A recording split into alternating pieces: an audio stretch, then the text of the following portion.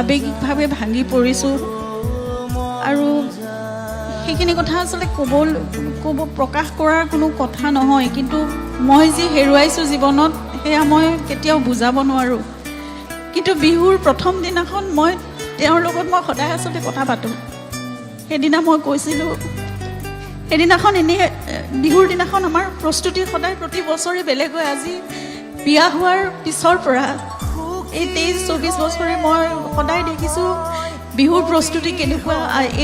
এই দিনটোত সেই দিনটোৰ পৰা আৰম্ভ কৰি কেনেদৰে কি পিন্ধিব, কি কৰিব, কেনেকৈ ক'লৈ যাম, 1.5 মাহ 2 মাহৰ বাবে আমাৰ প্ৰস্তুতি, গোটেই ঘৰখনত মানে কেনেকুৱা এটা পৰিৱেশ থাকে। কিন্তু সেইদিনা সকলো একেবাৰে নিস্তব্ধ, কিবা একো নাছিল শূন্যতাৰ বাহিৰে।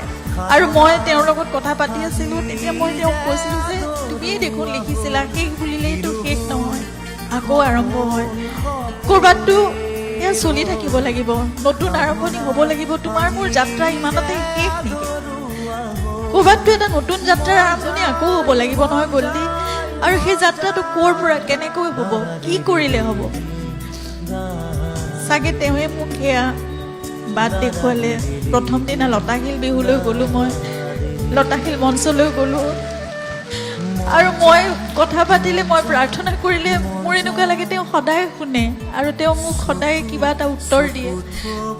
আজিও চাগে সেয়াই বাট দেখুৱালে তেওঁ মোক, আৰু ইয়াত আহি থিয় হ'বলৈ আপোনালোকৰ আগত তেওঁৰে সেই কেইটামান শব্দ, তেওঁৰে শাৰী কেইটামান, তেওঁৰে কথা, তেওঁৰে ছন্দ, জুবলিৰ সুৰৰ মাজত, তেওঁৰ সুৰৰ মাজত আপোনালোকৰ আগত দাঙি ধৰিবলৈ মোক সেইখিনি সাহস দিলে।